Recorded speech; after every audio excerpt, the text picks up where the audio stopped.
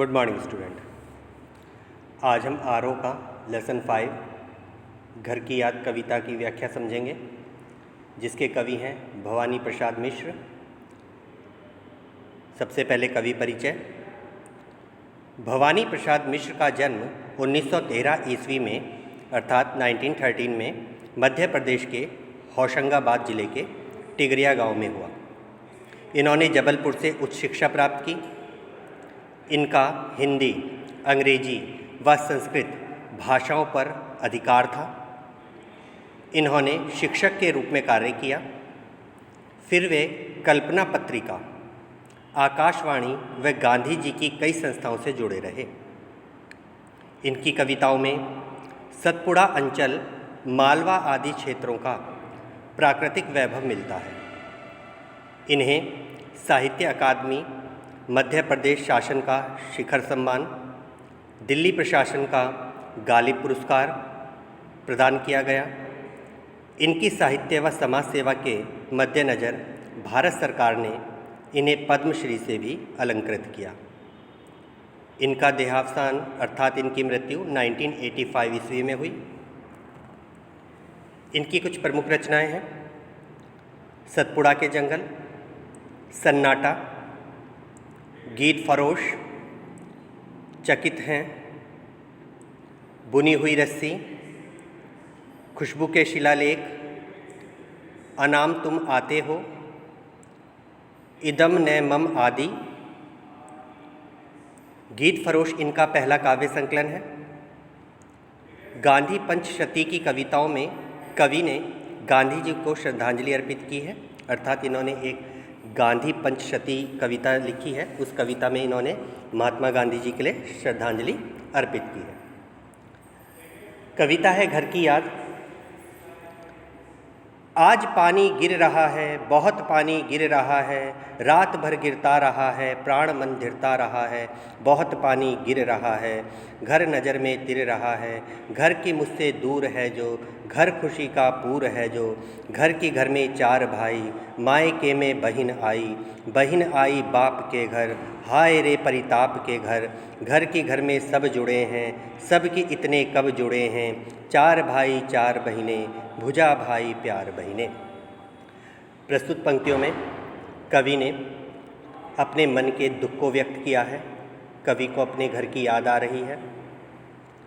कवि कहता है कि आज बहुत तेज बारिश हो रही है, रात भर वर्षा होती रही है, और ऐसे वातावरण को देखकर उसके मन और प्राण को घर की याद आ रही है। बरसते हुए पानी के बीच रात भर कवि का घर उसकी नज़रों में घूमता रहा।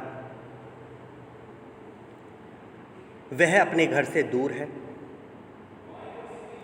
वो कहता है कि मेरा घर खुशियों से भरा पूरा है। जो भवानी प्रसाद मिश्र जी हैं, यह स्वतंत्रता आंदोलन में भाग लेते थे, जिस कारण इनको जेल में बंद किया हुआ है और जेल में बैठकर वह अपनी कविता की रचना कर रहे हैं। इसीलिए उन्हें आज अपने घर की बहुत याद आ रही है। घर की घर में चार भाई, वो कहते हैं मेरे घर में मेरे चार भाई हैं। मायके में बहन आई, और बहन मायके आई हुई है। बहन आई बाप के घर, बहन अपने पिता के घर आई है। हाय रे परिताप के घर, और वह दुख भरे घर में आई है। परिताप का घर क्यों कहा है?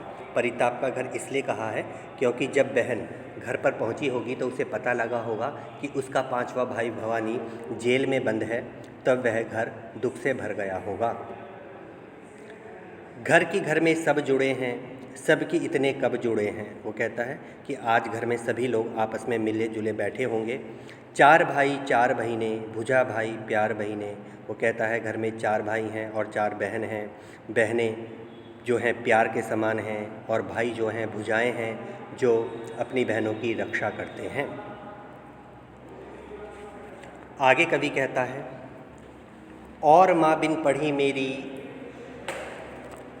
दुख में वह गड़ी मेरी, माँ की जिसकी गोद में सिर रख लिया तो दुख नहीं फिर, माँ की जिसको स्नेह धारा यहाँ तक भी पसारा उसे लिखना नहीं आता जो कि उसका पत्र पाता।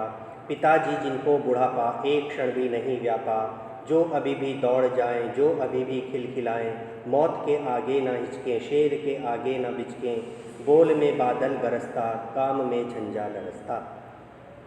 कवि कहता है सावन का महीना है, बरसात हो रही है, कवि को अपने घर के सदस्यों की याद आ रही है।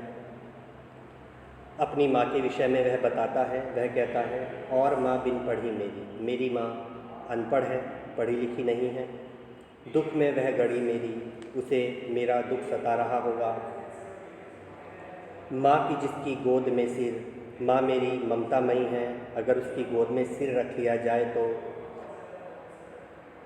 दुख नहीं, फिर कोई भी दुख नहीं सताता। अर्थात माँ अपनी ममता से सारे दुख हर लेती है। माँ का स्नेह इतना व्यापक है कि माँ की जिसकी स्नेह धारा, कि माँ के जो स्नेह है वो बहुत दूर तक फैला हुआ है, का यहाँ तक भी पसारा। और माँ की ममता मेरे को यहाँ भी अनुभव हो रही है। जेल में मैं बंद हूँ लेकिन यहाँ भी मैं अपनी माँ के स्नेह को महसूस कर सकता हूँ। उसे लिखना नहीं आता जो कि उसका पत्र पाता, मेरी माँ को लिखना नहीं आता, वरना मैं उसके पत्र को अवश्य पाता यदि वह लिखना जानती। अब वो अपने पिता के बारे में बताएगा। पिताजी जिनको बुढ़ापा, कवि कहता है कि मेरे पिताजी को अभी तक बुढ़ापा नहीं आया है, अर्थात वह इतनी उम्र में भी चुस्त हैं और तंदुरुस्त हैं। जो अभी भी दौड़ जाएं वह अभी भी दौड़ लगाते हैं, जो अभी भी खिलखिलाएं वह अभी भी खिलखिलाकर हंसते हैं। मौत के आगे ना हिचकें, वह इतने साहसी हैं कि मौत के सामने भी बिल्कुल हिचकते नहीं हैं, डरते नहीं हैं। शेर के आगे ना बिचकें, वह शेर के आगे भी नहीं डरते हैं। बोल में बादल गरजता, उनकी वाणी में ओज है, अर्थात उनके जो बोल हैं उनमें अभी भी गर्जना पैदा होती है। काम में झंझा लरसता, झंझा मतलब तूफ़ान, और वह तूफ़ान की ताकत से या तूफ़ान की गति से अपने कार्यों को पूर्ण करते हैं।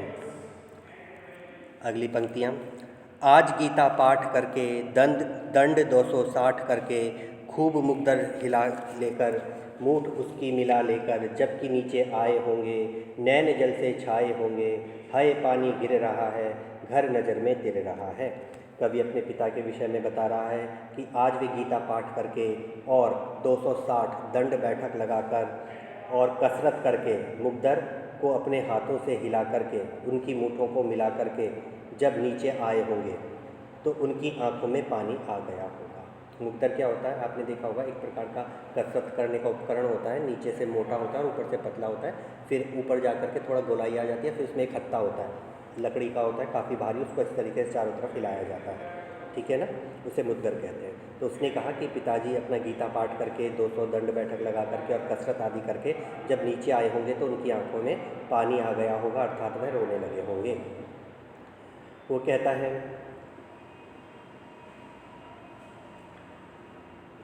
हाय पानी गिर रहा है, घर नज़र में तिर रहा है, चारों तरफ बरसात हो रही है, मुझे अपने घर की याद आ रही है। 4 भाई 4 बहनें, भुजा भाई प्यार बहनें, घर में 4 भाई हैं 4 बहनें हैं। भाई भुजाएं हैं, ताकत हैं, बल हैं, और बहनें प्यार हैं, ममता हैं। खेलते या खड़े होंगे, नज़र उनको पड़े होंगे। जब उन्होंने नीचे आकर चारों भाई और चारों बहनों को खेलते हुए या खड़े हुए बात करते हुए देखा होगा, तब पिताजी जिनको बुढ़ापा एक क्षण भी नहीं व्यापा, मेरे वह पिताजी जो अभी बूढ़े नहीं लगते हैं, रो पड़े होंगे बराबर 5वें का नाम लेकर। और उन चारों भाई बहनों को देखकर मेरे पिताजी मुझे याद करके, मेरा नाम लेकर के रो रहे होंगे। 5वां मैं हूँ अभागा, जिसे सोने पर सुहागा। कवि कहता है कि वह उनका भाग्यहीन 5वां पुत्र है, वह उनके साथ नहीं है। पिताजी कहते रहे हैं, प्यार में बहते रहे हैं, परंतु पिताजी को सबसे प्यारा मैं ही हूँ। जब भी कवि के बारे में चर्चा चलती है तो वे भाव विभोर हो जाते हैं। आज उनके स्वर्ण बेटे लगे होंगे उन्हें हेटे, क्योंकि मैं उन पर सुहागा, बंधा बैठा हूँ अभागा। आज उन्हें अपने सोने जैसे बेटे तुच्छ लग रहे होंगे, अर्थात जो बच्चे घर में हैं वह उन्हें अजीब से लग रहे होंगे, तुच्छ लग रहे होंगे, नीचे लग रहे होंगे, क्योंकि उनका सबसे प्यारा बेटा भवानी उनसे दूर जेल में बैठा है। और माँ ने कहा होगा दुख कितना बहा होगा। अब कवि कहता है जब पिताजी को माँ ने रोता हुआ देखा होगा तब माँ ने उनसे कहा होगा, आँख में किस लिए पानी वहाँ अच्छा है भवानी, कि तुम किस लिए रो रहे हो भवानी, वहाँ पर जेल में अच्छा होगा, ठीक होगा। वह तुम्हारा मन समझकर और अपनापन समझकर वह तुम्हारे दिखाए मार्ग पर ही तो चला है, और उसे तुम्हारे बताए मार्ग को ही उसने अपना उद्देश्य बना लिया है। वह वहाँ ठीक होगा, गया है सो ठीक ही है, यह तुम्हारी लीक ही है और यह परंपरा तुम्हारी ही है। तुमने ही उसे देश के लिए लड़ना सिखाया है। पाँव जो पीछे हटाता यदि वह देश की स्वतंत्रता के लिए आगे बढ़कर वापस लौट आता, कोख को मेरी लजाता, तो वह मेरे मातृत्व की लज्जा की बात होती, अर्थात वह मेरी ममता को शर्म से पानी पानी कर देता। इस तरह हो ना कच्चे, तुम यदि इस तरीके से कमज़ोर पड़ोगे, रो पड़ेंगे और बच्चे, तो तुम्हें देखकर यह बच्चे भी रोने लगेंगे। पिताजी ने कहा होगा हाय कितना सहा होगा, माँ की बातें सुनकर पिताजी ने कहा होगा कि मैं रो नहीं रहा हूँ, कहाँ मैं रोता कहाँ हूँ, धीर मैं खोता कहाँ हूँ, कि मैं रो कहाँ रहा हूँ और ना ही मैं अपना धैर्य खो रहा हूँ। हे सजीले हरे सावन, हे कि मेरे पुण्य पावन। और कवि कहता है सावन को संबोधित करते हुए कि हे सजीले हरे भरे सावन, कि हे मेरे पुण्य पावन, तुम अत्यंत पवित्र हो, पुण्य मतलब पवित्र, कि हे पावन सावन तुम बहुत ही पवित्र हो, तुम चाहे बरसते रहो, तुम बरस लो वे ना बरसें, तुम भले रात भर बरसो किंतु मेरे माता पिता की आंखों से आंसू नहीं बहने चाहिए। पाँचवें को वे ना तरसें, वे अपने पाँचवें बेटे की याद में दुखी ना हो। घर नहीं हूँ बस यही है, किंतु यह बस बड़ा बस है, इसी बस से सब विरस है। वह कहता है केवल इतना ही अंतर है कि मैं घर पर नहीं हूँ, वह घर के वियोग को मामूली मान रहा है, परंतु यह कोई साधारण घटना नहीं है। इस वियोग से कवि का जीवन दुखमय बन गया है, वह अपने परिवार से अलग होने का दुख भोग रहा है। किंतु उनसे यह न कहना, उन्हें देते धीर रहना, उन्हें कहना लिख रहा हूँ, उन्हें कहना पढ़ रहा हूँ। अब कवि कह रहा है कि जब तुम उड़ते हुए मेरे घर जाओगे तो उनसे मेरे विषय में मत बताना, अर्थात मेरे कष्टों के बारे में उन्हें कुछ भी मत बताना। उन्हें देते धीर रहना, तुम उन्हें धैर्य देना। उन्हें कहना लिख रहा हूँ, उनसे कहना कि मैं जेल में भी लिख रहा हूँ। उन्हें कहना पढ़ रहा हूँ, उनसे कहना भवानी जेल में भी पढ़ लिख रहा है। काम करता हूँ कि कहना, उनसे कहना मैं यहाँ पर भी दिन रात काम करता हूँ। नाम करता हूँ कि कहना, और यहाँ भी मैं उनका नाम रोशन कर रहा हूँ। चाहते हैं लोग कहना, मत करो कुछ शोक कहना। वो कहता है कि मेरे बारे में सोचकर वह दुख प्रकट ना करें, शोक ना बनाएं। और कहना मस्त हूँ मैं, उनसे कहना मैं यहाँ मस्त हूँ, काटने में व्यस्त हूँ मैं, और मैं यहाँ सूत काटने में व्यस्त रहता हूँ। वजन 70 सेर मेरा, मेरा वजन 70 सेर हो गया है, और भोजन ढेर मेरा, और मैं ढेर सारा भोजन करता हूँ।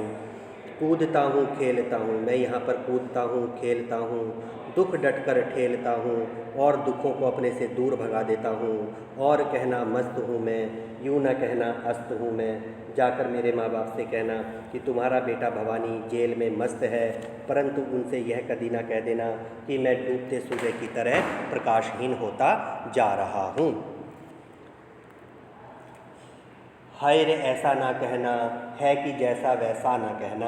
कवि सावन को सावधान कर रहा है और कह रहा है कि मेरे माता पिता को जाकर मेरी सच्चाई मत बताना। उन्हें यह ना बताना कि मैं देर रात तक जगता हूँ, आदमी से भागता हूँ और आदमियों को देखकर उनसे दूर भागता हूँ।